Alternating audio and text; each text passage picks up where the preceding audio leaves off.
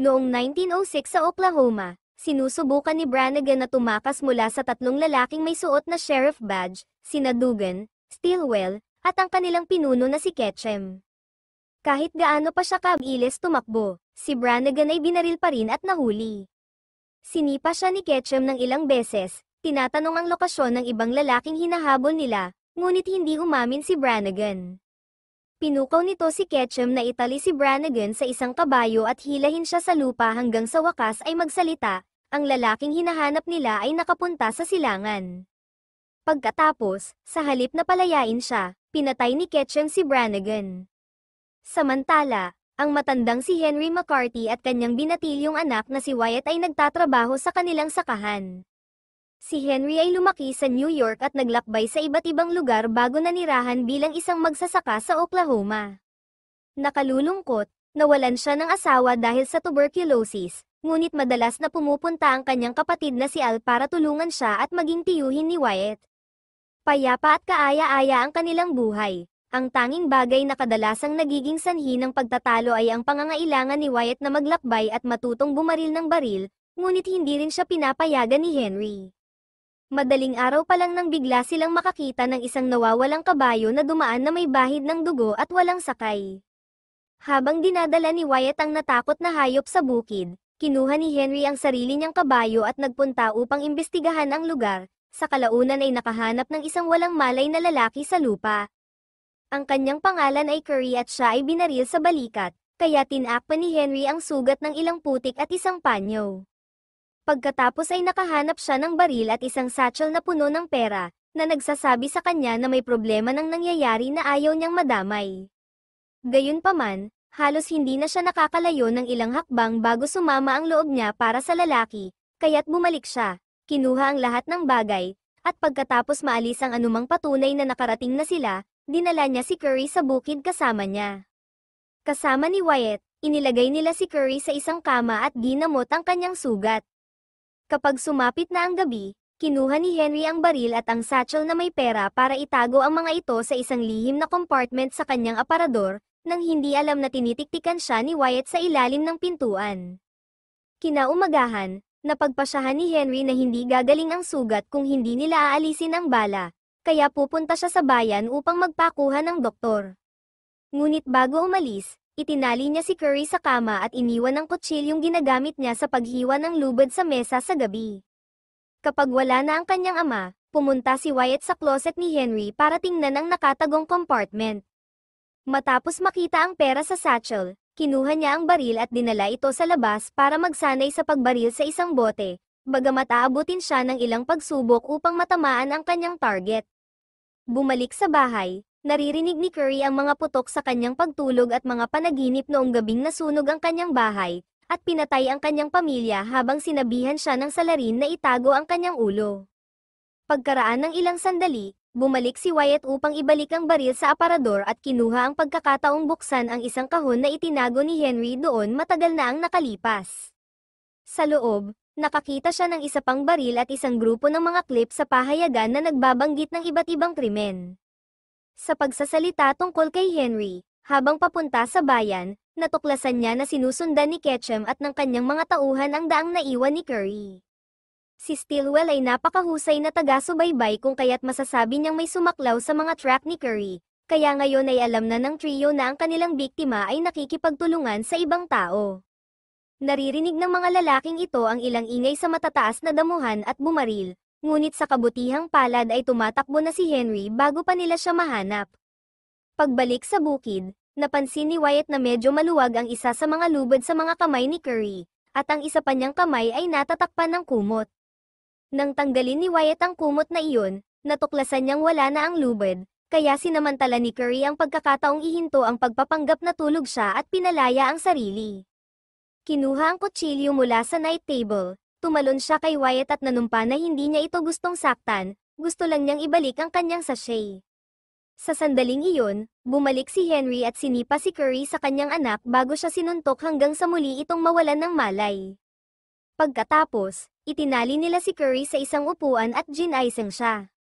Napagpasyahan na masyadong mapanganib na pumunta sa bayan para sa isang doktor, Ginamit ni Henry ang isang pinainit na kutsilyo upang alisin ang bala mula sa sugat ni Curry habang nagtatanong ng ilang katanungan. Nanginginig at umiiyak sa sakit, sinabi ni Curry na isa siyang mambabatas at dapat umalis sina Henry at Wyatt bago pa maging huli ang lahat. Naalis na ang bala, ngunit bago makapagtanong si Henry ng ilang tanong, lumabas si Ketchum at ang kanyang mga tauhan sa labas ng bahay. Pinuntahan ni Henry ang baril ni Curry at naamoy na nabaril na ito, kaya ni-reload niya ito bago lumabas. Ipinakilala ni Ketchum ang kanyang sarili bilang isang sheriff at ang kanyang mga kasosyo bilang kanyang mga kinatawan, pagkatapos ay ipinaliwanag na hinahanap nila si Curry, na isang mapanganib na kriminal at isang mamamatay tao na nagpapanggap na isang sheriff din. Nagtataka tungkol kay Henry, nagsimulang magtanong sa kanya si Ketchum tungkol sa kanyang personal na buhay. Nagkakaroon ng espesyal na interes nang marinig niya ang kanyang pangalan ay McCarthy dahil may isang kriminal maraming taon na ang nakalipas na may ganoon ding apelyido. Sinabi ni Henry sa kanila na wala siyang pamilya kaya hindi ito maaaring maging kamag-anak niya, at wala rin siyang nakitang angkop sa paglalarawan ni Curry, kaya pinaalis niya ang mga lalaki. Bago umalis, pinaalalahanan sila ni Ketchum na isara ang kanilang mga pinto ngayong gabi. Pagkatapos, bumalik si Henry sa bahay at sinampal si Wyatt dahil sa paggamit ng baril. Gusto lang malaman ni Wyatt kung ano ang pakiramdam dahil siya lang ang nag-iisang batang lalaki sa lugar na hindi kailanman tinuruan na magpaputok ng armas, kaya kailangan niyang turuan ang sarili. Muli siyang sinampal ni Henry dahil dito, kaya ininsulto siya ni Wyatt at tinawag siyang walang kwenta, na sinasabing may iwan si Henry na mag-isa para mamatay dahil aalis siya sa bukid sa sandaling makakaya niya.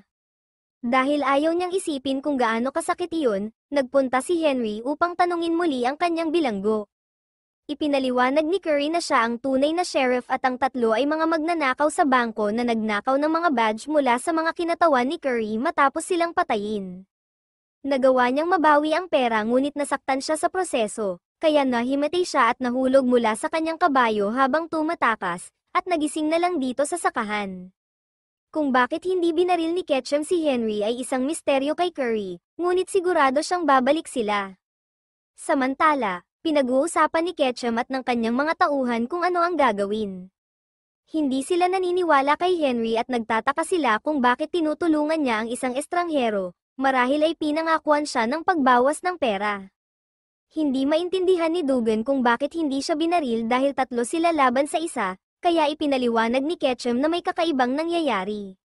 Hindi niya akalain na ginagawa ito ni Henry para sa pera, at hindi niya eksaktong hawak ang baril na parang isang magsasaka. Ang kailangan nilang gawin ay mangalap muna ng ilang impormasyon, kaya babantayan ni Dugan ang bukid habang si Ketchum at Stillwell ay umarkila ng ilang baril at binibisita si Al. Lumalalim na ang gabi at pinapasok ni Henry si Wyatt sa loob bago niya tapusin ang kanyang mga gawain sa bukid dahil masyadong delikado ang pag-iwas ng gabing ito. Nang maglaon, si Henry mismo ang nagpakain kay Curry ng sopas, kaya nagreklamo si Curry na nakagapos pa rin. Para makita kung mapagkakatiwalaan niya siya, nagtanong si Henry kay Curry ng ilang tanong tungkol sa kanyang nakaraan. Sinabi sa kanya ni Curry ang lahat ng mga taong nakatrabaho at nakasama niya, at mga pangalan na kinikilala ni Henry mula sa kanyang mga paglalakbay. Humihingi din siya ng paumanhin dahil sa paglundag kay Wyatt, na sinasabing natakot siya at nalito nang magising siya sa kakaibang lugar. Nag-iba ang mukha ni Henry, ngunit itinanggi ni Henry na nakilala niya si Curry noon habang nagpasya siyang palayain ang isa sa kanyang mga kamay. Pagkatapos, iniwan ni Henry ang kanyang baril sa mesa at pumunta upang muling punan ang kanyang baso. Ito ay isang pagsubok upang makita kung kukunin ito ni Curry, ngunit hindi niya ginawa. Sa halip, si Curry ay patuloy na nagkukwento kay Henry mula sa kanyang pagkabata, kasama ang oras na nakita niyang binaril si Billy the Kid. Ang boses ni Billy ang narinig ni Curry sa panaginip niya kanina. Ang marinig ang mga kwento at makitang hindi nahawakan ni Curry ang baril ay sapat na para magtiwala si Henry sa kanya. Pinalaya niya ang kabilang kamay ni Curry, ibinalik sa kanya ang kanyang baril, at sinabihan siyang umalis sa kanyang bahay bago bumalik ang mga kriminal. Gayunpaman, hindi na nila maaaring pag-usapan pa ang bagay na ito dahil biglang nagsimulang barilin sila ni Dugan sa pamamagitan ng bintana. Bumaba si Curry at dumating si Wyatt para tingnan kung ano ang nangyayari, na nataman ng bala ang kanyang braso sa proseso. Sa sakit pa rin ang kanyang sugat, namatay si Curry, kaya kinukuha ni Henry ang kanyang baril habang si Dugan ay palihim na pumapasok sa ilalim ng bahay, nagbabaril sa sahig sa tuwing gumagalaw si Henry. Sa pagpapasya sa isang plano, ibinigay ni Henry ang baril sa kanyang anak na may ilang tip sa pagbaril bago ihagis ang isang libro sa sahig upang linlangin si Dugan na bumaril sa direksyon na iyon habang tumatakbo siya sa kabilang direksyon. Pagkatapos kunin ang kanyang rifle, lumabas si Henry at nagsimulang pagbaril sa ilalim ng bahay hanggang sa maubos si Dugan at mabaril sa binti. Si Henry ay tumalon sa kanya at sinubukan na bigyan siya ng ilang impormasyon, ngunit dahil tumangging magsalita si Dugan, pinatay siya ni Henry. Para mawala ang katawan, ipinakain niya ito sa mga baboy pagkatapos mapansin ang marka ng gang sa balat ni Dugan. Pagkatapos, inaalagaan ni Henry ang sugat ni Wyatt habang iniiwasan ang mga tanong ng kanyang anak tungkol sa kanyang nakaraan. Pakiramdam ni Wyatt ay hindi siya iginagalang ng kanyang ama, at hindi inaasahan ni Henry na igagalang siya bilang kapalit. Pagkatapos suriin si Curry, na nangangarap muli ng sunog, lumabas si Henry dala ang kanyang rifle at hinihintay ang pinakamasama. Sa umaga, nagpupunta si Al sa pangangaso ng ibon, na ginagawang madali para kay Ketchum at Stillwell na mahanap siya. Gusto nilang malaman ang higit pa tungkol kay Henry, ngunit tumanggi si Al na sagutin ang kanilang mga tanong, at sa sandaling sinubukan niyang ipagtanggol ang kanyang sarili, na knockout siya. Bumalik sa bukid, tinulungan ni Henry at Wyatt si Curry na magbihis para makaalis siya. Gayunpaman, si Curry ay halos hindi makalakad, kahit na hindi gaanong sumakay ng kabayo, kaya sinabi niya sa kanila na umalis habang nananatili siya sa likod ng tinatapos ang mga bagay. Gusto rin ni Wyatt na manatili at ipagtanggol ang kanyang tahanan, ngunit sumang-ayon si Henry kay Curry at inihanda ang kanyang anak na umalis. Sa kasamaang palad, kapag nakarating na sila sa labas, may isang hindi magandang nagulat na naghihintay sa kanila, bumalik sina Ketchum at Stillwell na may daladalang grupo ng mga upahang baril. Bumalik ang mag-ama sa loob habang inalok sila ni Ketchum ng deal, kung bibigyan nila siya ni Curry, papayagan niya silang umalis ng walang gasgas. Dahil tumangging tanggapin ni Henry, lumaban pa si Ketchum at ipinahayag na nahuli nila si Al, na nasaktan at duguan. Galit na galit, kinuha ni Henry ang kanyang rifle at binigay kay Wyatt ang baril, sinabihan siyang manatili sa loob, malayo sa bintana, at barilin lang kung talagang kinakailangan. Hindi pinapansin ang mga pakiusap ni Curry na ibigay na, pinuntahan ni Henry si Ketchum, na umamin na hindi siya sheriff at namamatay sa pag-uusisa na makilala kung sino talaga si Henry. Nag-aalok si Ketchum na ipagpalit si Al para kay Curry, ngunit tinanggihan siya ni Henry, at dahil hindi siya magbubunyag kay Al ng anumang mga lihim, pinatay ni Ketchum si Al kaagad.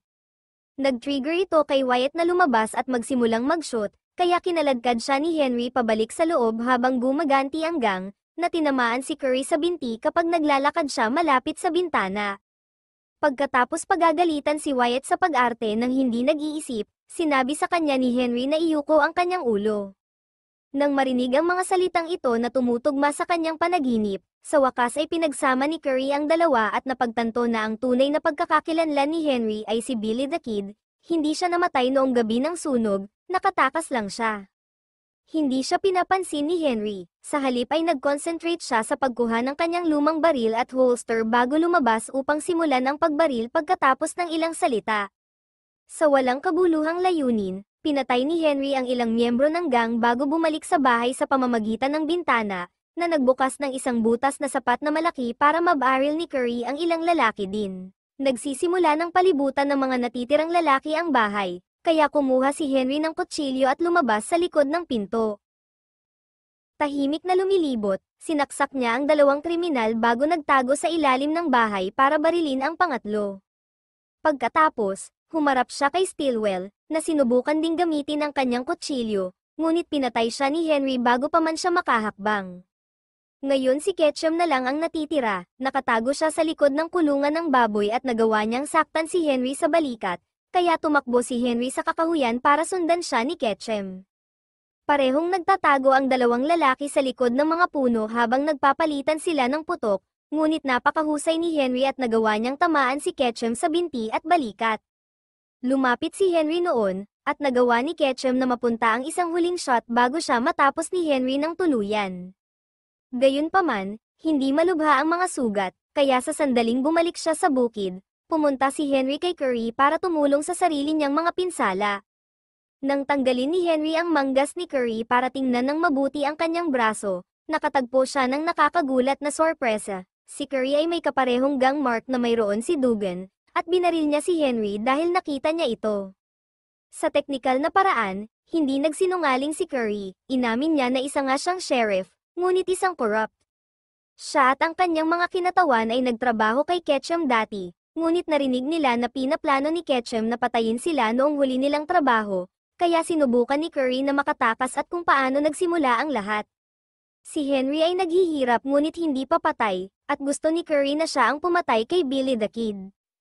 Ngunit bago siya makapana, dumating si Wyatt at unang pinatay siya.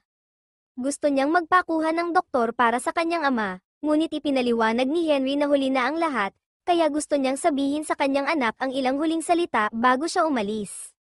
Kapag lumabas si Wyatt sa mundo, makakarinig siya ng maraming kwento tungkol kay Billy the Kid, kaya gusto ni Henry na malaman niya na kalahati lang ng mga ito ang totoo.